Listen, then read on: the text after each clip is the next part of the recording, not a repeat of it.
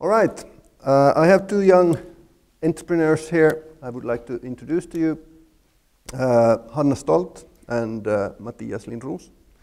I would like to start with asking them to give a short description of themselves and who they are, who you are, and why you are sitting here today.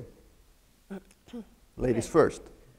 So my name is Hanna Stolt. I got the Anders Wall Scholarship in 2007 for doing a lot of entrepreneurial stuff. I had my own graphic design agency of one, and what I had done was I was networking with a lot of other companies. So I was doing a lot of business with a Swedish company called Web Forum and some Finnish companies as well. So I think that's why I got the scholarship. So not just doing the design, but actually doing quite a bit of networking during my time at Hanken already. Currently I'm still an entrepreneur, also a software consultant in a 3D software company and on a maternity leave. So 3 jobs in one. Hi, my name is Mattias Lindroos. I'm a former farmer boy from southwestern Finland. I started my first company when I was 15 or 16 years old. It was a company that rented old farms and turned them into paintball war areas. And then people came in from Turku and Helsinki to play, and we made some money during the summertime. However, then I had to go to the army after that to Hanken. Spent 2 years in Hanken, didn't feel really like I used my time in a clever way, so I started playing with different kind of ideas during my time in school. Found out that I could go to the US to study for a year through a scholarship, went to the US, saw all the kind of fuss about how people started their own companies, built really cool stuff on campus with friends, got really super excited, came back to Finland, immediately started a company creating mobile apps because the mobile apps were growing so much, of course, like they are still, and figured out that we could start Parkkinappi, which was a really simple idea. When you park your car in a city, the price of parking depends on what street you are. And since all smartphones, they have a GPS sensor in them, we could send the price directly to the device and show it in the screen for the user. And all the driver had to do was to pay by clicking on a button, and then we send an invoice in the end of the month with all the parkings collected. So we got started doing that, and that's what gave me the scholarship, the Anders Wall Scholarship. And currently we're building the business and going abroad and expanding as quickly as we can. Thank you. Do you think you are born an entrepreneur, or can you become, by external reasons, an entrepreneur? Well, I actually think you can become an entrepreneur. I never imagined myself becoming one, but my father-in-law he also became an entrepreneur, and from him I got the influence and realized that even I can start with no money at all and become an entrepreneur. I think, of course, you can be forced to be an entrepreneur if you don't have another choice and you have to figure out a way to make ends meet. But can you become a successful entrepreneur by being forced? I think you can, because the human being is good at learning things. Myself, I'm just very curious on how things work, and when you're really curious about how things work, you start to study how they work, and then you figure out that you could actually make them work much better if you did like this and like that, and then it kind of goes on from there. Do you have to be more smart than the average? This is a tricky question, or do you think anybody could come up with a solution to a problem? The problem with really, really super smart people is that they analyze way too much. And when you start to analyze, a lot of your ideas die already before you have started to work on them. And especially in Finland, where there's regulations and there's stuff, it's getting better now, but when you take all the parts into consideration in the beginning, then I think you're afraid to go on. And I think William said it pretty well. You can hire the clever people. So, I mean, it's, for me, I see it so that you have to have a passion for what you do. You have to be interested in it. And then you just need to find the right talent to do what needs to be done. Good. I would like to ask a question to the audience, and please raise your hands. First, first yes and then no. And the question is, can anyone become an entrepreneur? The yes people, please raise your hands. And those who say no, not anyone. So more people think that you could become an entrepreneur. Do you think that's true, or I mean, based on your earlier discussion, it probably is true. You just have to have the drive. I think it's true. Yeah. I think it's true, and I think it's a great attitude to have. Yeah. And so what if you fail? If you weren't the guy who could be an entrepreneur, at least you tried, so there was a chance.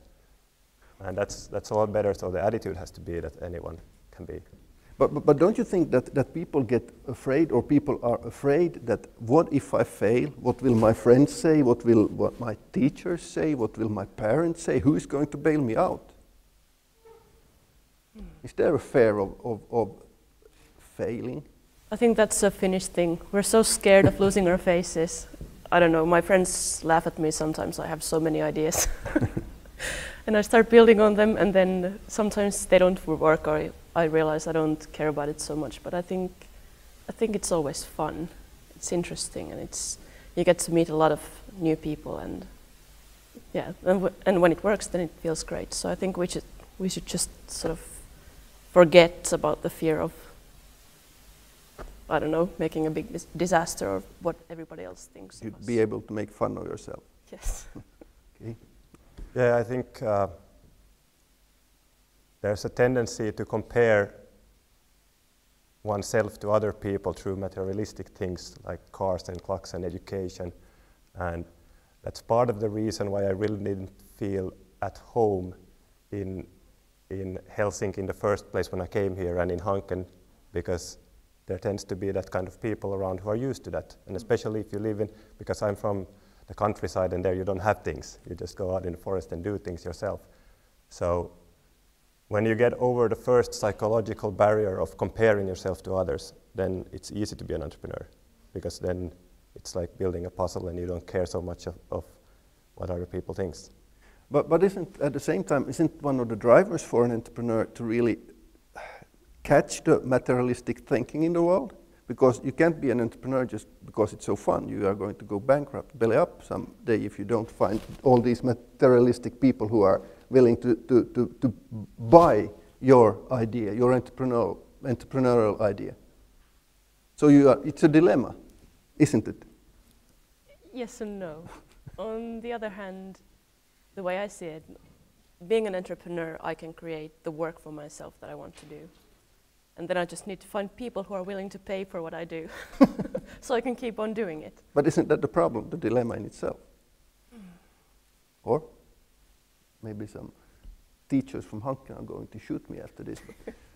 I don't think that chasing money and chasing things are going to give you success at any point. It's really easy to live with and especially in Finland, when there's Kela and all these kind of things that just throwing money at you. So you could work for free for 3 or 4 years while you're studying, and that's not a problem. And as long as you're doing something that's fun to do and you're enjoying the team you're doing it with, then money always comes as a bonus, I think. You just have to be a little bit clever of understanding that if I do this, I'm creating value for people and I can charge. Finnish people sometimes have a problem of charging enough because they feel like they're begging for money, but if you really create value, then it's okay to charge. Yeah. I agree with you, because I think that adding or creating value for your customers, that's the only way to succeed in the end. What has been unexpected during your journey so far? Easy or unexpectedly easy or difficult? Actually, having studied at Hanken, I expected myself to be able to do accounting, for example, in the beginning. Then realized I really don't like the numbers, and yeah, so I had to learn it the hard way to find the right people to do some of the trickier stuff for me. So yeah, I think just for me, I sort of expected myself to be able to do everything, and then realizing that it's impossible, especially if you want to grow the business. Okay, so the balance sheet didn't match the first year. It did. After many, many painful hours of work. Okay. Most surprising thing for me would be that once you become a company and once you get a foot into the market, how nice it is to be small and new and start from a fresh table. Mobile parking payments, for example, which is not the sexiest business in the world, but it's been existing for 10 years. All of the companies in each country, they're making millions of euros with really great profit margins. So we thought that when we do this app, which is a lot better than the existing services, they will copy it and it will be in 3 or 4 months there will be similar products. But that's not the way the world works. And when you're in an industry that develops really rapidly, it's super nice to be the small fish going around all the corners to find the best solutions. And suddenly you have these CEOs of the big companies coming to meet you, and you see fear in their eyes, and that's a nice thing. Ooh. So when you see fear in their eyes, what is your reaction, and what is their reaction, or how do they tackle that fear, or how do you tackle that fear? Because I think it's more important for you. Because they could eat you alive, couldn't they? No, the problem with companies that have been doing the same thing for many years is that when you sell your product, the best people, the people that are considered the best in a company are those who manage to sell a lot. So they raise up in the company and become CEO finally. So there's a salesperson in charge of the company. And he's not by heart a guy who innovates. And in our business, that's the best part, because he's been pushing his product for 10 years, and he really doesn't have a clue of how to do things.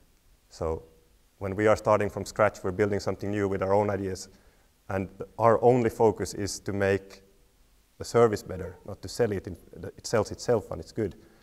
So then we get ahead of the game. Yeah. Do you see scary people? No, maybe my business isn't big enough. I would like to switch. I would like to make the switch here and ask the audience again. Is Finland a good country for entrepreneurs? Yes. Who says yes? Finland is a good country for entrepreneurs. Finland is not a good country for entrepreneurs. Very few. A lot of people think that Finland is a good country. What do you think, and what is the reason for most of the people saying that Finland is a good country? Well, I think when you get past the bureaucracy, it gets easier. So once you get started, in the beginning, you have all these psychological barriers, and you do have the bureaucracy that you have to get through. But once that's done, then I don't think it's that hard. Do you want water?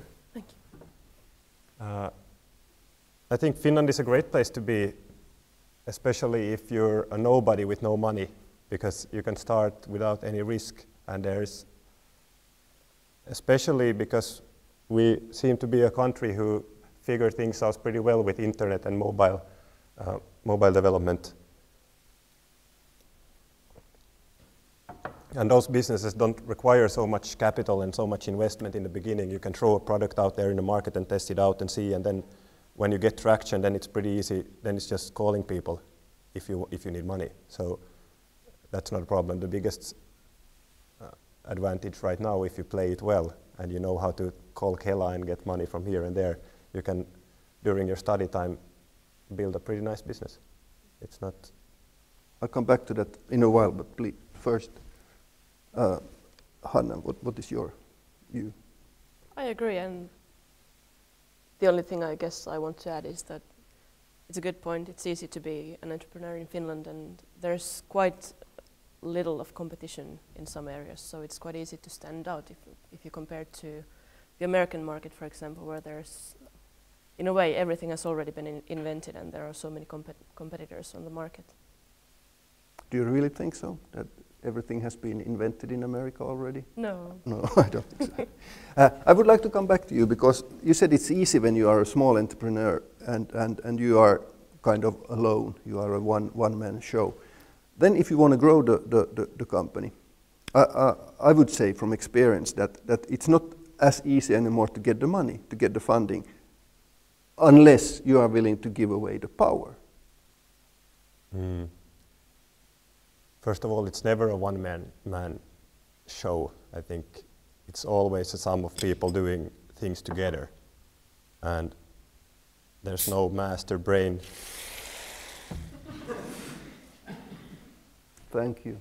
There's no master brain, it's master brains. There are many brains and they come together and do great things together. Then there's two different things. You can be an entrepreneur and you can still, being an entrepreneur and a good negotiator are two different things. And if you are both of those, then you have easier doing good deals. And if you are just a guy inventing cool stuff and you don't really understand the business side, then you should get a partner who does. Because, of course, money talks. Money talks. True.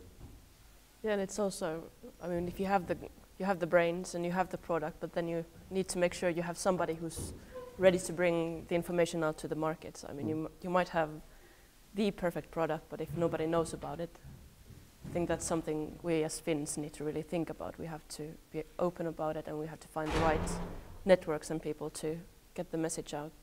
But for both of you, is the goal, the ultimate goal, really to grow big, to get big? No? Not for me. I mean, I've been really happy for the time being with a small company. I was a little bit scared when I got the invitation to come and talk here, because I know there's a lot of other companies and people who have done big things, but I sort of wanted to come as an example of someone who's doing it small and liking the business small. So for me it works for the time being, at least. I always looked at a children's program called Pinky and the Brain, and I loved the brain because he wanted to take the whole world. No, not really, but I think for me, I know when I do something great, and I know that we have done something great now, I just want to push it to everyone, because I really think that people get a better everyday life from our product. And we have people every day now calling our customer service saying, you have a great service. And now we're building a service where you can find a parking lot before you even come to the city, so you can see on a Google Map interface what the prices are and where you can find open spaces. So I really think that we are helping people, and that's all that matters to me. Then I just want to show it to everyone. Then we come back to the fact that I said earlier, that if you are marketing a lot of soft values that you would like to say, like I would like to save the world, or I would like to make people happy, then you are then moving to the next level and you need financing. People or financiers might look at you as a crusader, and that's not necessarily a good thing. Do you have any thoughts about that? I'm pretty new to the game, and I haven't really talked to so many. Well, I've been on a bunch of meetings with venture capitalists, but it's okay. I think they're honestly trying to help entrepreneurs become big, and you can always have a discussion, and you're not forced to do anything, especially if you're in a business where you're already making money. So you don't have a panic of. I understand people doing Instagrams and Facebooks and all this. Well, Zuckerberg has done a great job in negotiation, but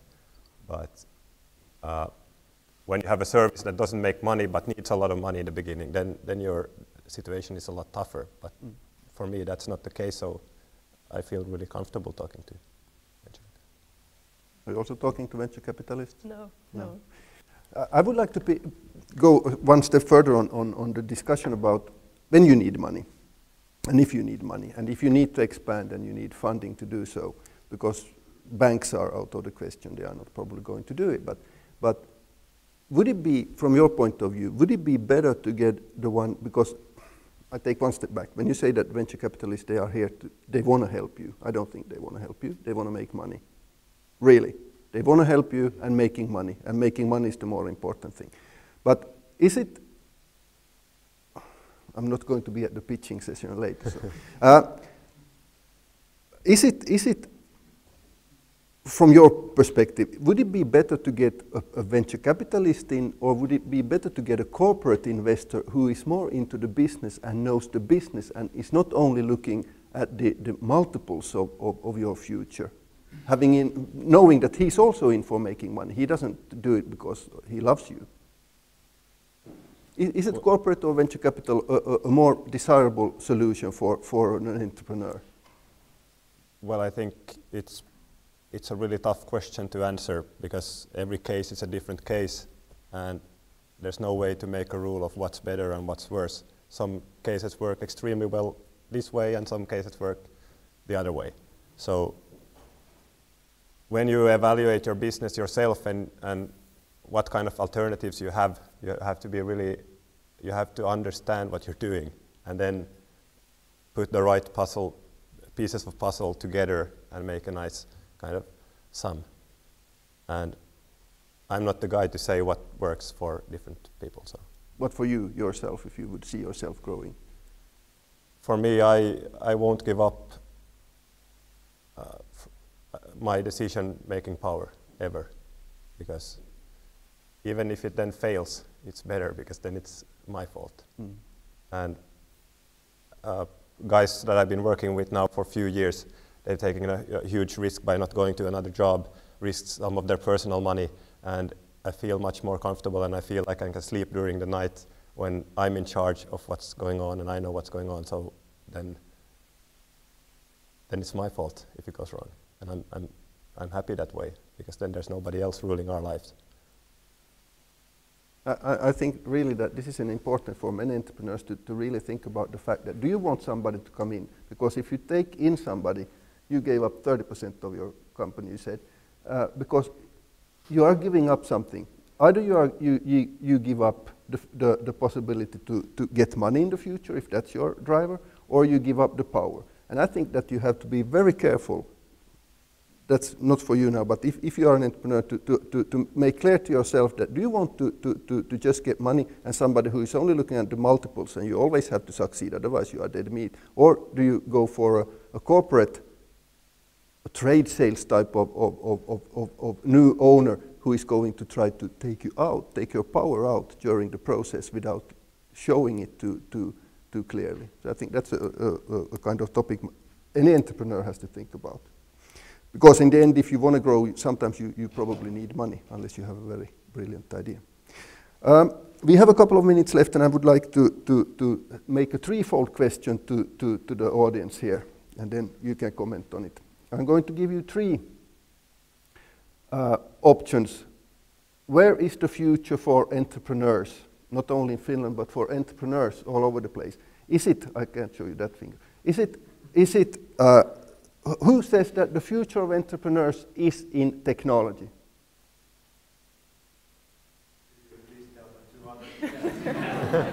Oh, they will come. It's technology, products technology, it's services, or it's data. Data. So who thinks it's in technology? Who thinks it is in service and services? Who thinks it's in the fact that you control data? What do you think? Well, looking at it from my perspective, I think data is a big thing for us too. We know where people are parking, where they are driving, why they, during the daytime, how long they are staying, and that's, I think, in the end, what will really make our company valuable and what we're doing, because we can optimize pricing of parking for cities, we can make people find parking spaces better, solve a lot of different problems using the data we have.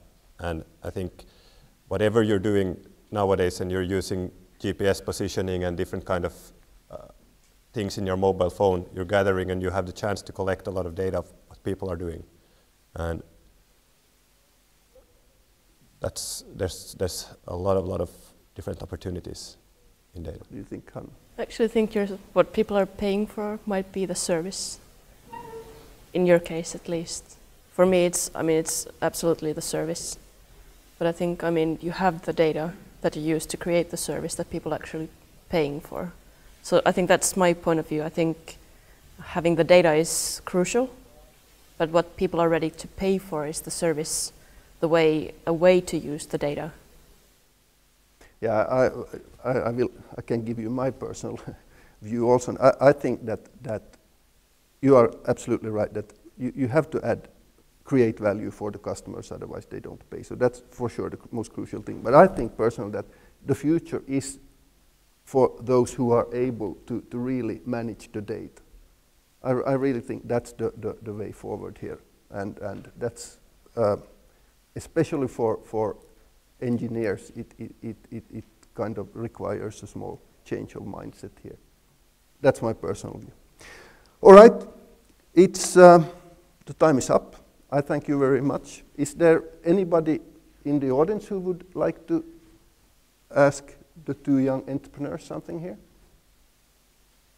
I have a question for Matthias. Like for us at Hanken, the main problem is we can't code, we can't program. Like we are business people, so like we have the most important thing is to meet the right people, and that's something we work here at Hanken a lot on. But how did you meet your guys that you started your business with? Oh, I'm about to say something that might offend some of you, but when I came to Hanken, I noticed pretty quickly a really, really sad thing, and it was the fact that when you went to lunch or you went to the cafeteria, people were sitting in the same groups every day and every week and every year. And when you went to ask, so how do you know each other? We've been in the same high school, we've been in the same elementary school together. So people are not getting out there and communicating with people. In the US, it works completely in the opposite way. So there are people from art school, from business school, from the engineering classes, they come together to the same cafeteria, mix up, meet new people all the time, and then suddenly you have teams forming all over the place. You have some people with money coming in, and then suddenly you have businesses growing. But I found my people who are now my best friends by going to TKK to the most hardcore coding class. And I asked for the word for 5 minutes in front of the class. And I told the guys that I need 2 or 3 coders who really wants to do something great together. And then I had 17 people coming to Hanken the next day for interviews. And then I picked the 2 guys who were the funniest. Great. Any? Yes? Yeah, I'd like to ask both of you, you've been recent students from Hanken. What do you think Hanken as a school could do better to promote and support entrepreneurs among the students? I think, well, we had the Företagarnätverket, the entrepreneurship society in its first form when I was active at Hanken. And now there's another version of it, the 2.0 of that same thing. I think that was interesting, and I think that's something we really focus on. Just showing the students regular entrepreneurs who've made it. We met a lot of entrepreneurs from Hanken or who are still studying at Hanken, and you really just notice that they're normal people who just had an idea or a passion for something and they just decided to do it. And having the possibility to ask them questions, just like really practical questions, like how did you get over that obstacle or how did you get started? I think that's really valuable, so that you can see that it's not as big as you think. Like the step isn't that big. And I think situations like these where you can hear people like, how did you do it? I went to a coder's class. So it's just finding good ideas from entrepreneurs. My opinion is that you use Hanken Entrepreneurship Society or some other tool to divide the school into two different parts. The ones who wants to become academic researchers and the ones who really want to do things and use knowledge from school and do practical applications of that, of those things. And also in the education program change, make an option for the students not to all become researchers, but also to become people who do things. And I don't know what's the right way, but I would like to see that kind of division. At least I felt really uncomfortable writing my bachelor's thesis, which barely passed. And my professor said, "You're not clearly an academic person, you can leave now." So that's what I was saying. Thank you very much. We have to concentrate on the drinks here now. I would like to conclude by saying that it's all about networking on all levels, in all directions. That's what it's all about. Thank you very much. Thank you.